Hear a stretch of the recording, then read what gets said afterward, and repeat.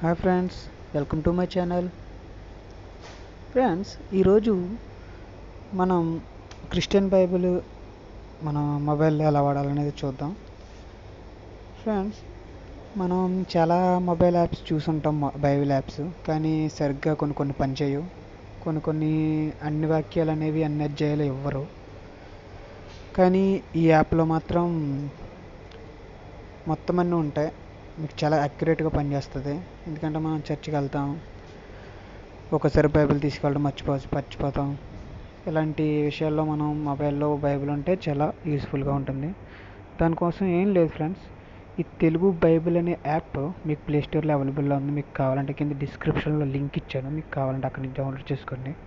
దీన్ని ఓపెన్ చేసిన తర్వాత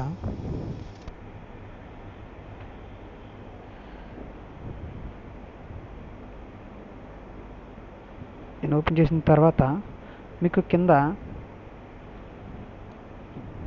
చూసారా, మొత్తం ఈ ఆల్ అంటే అన్ని అధ్యాయాలు, ఓటీ అంటే ఓల్డ్ టెక్స్ట్ అంటే పాత నిబంధన, ఎన్టీ అంటే న్యూ టెక్స్ట్ అంటే కొత్త నిబంధన, మీకు సిహెచ్ అంటే ఈ అధ్యాయాలు, విఈఆర్ అంటే వచనాలు అన్నమాట.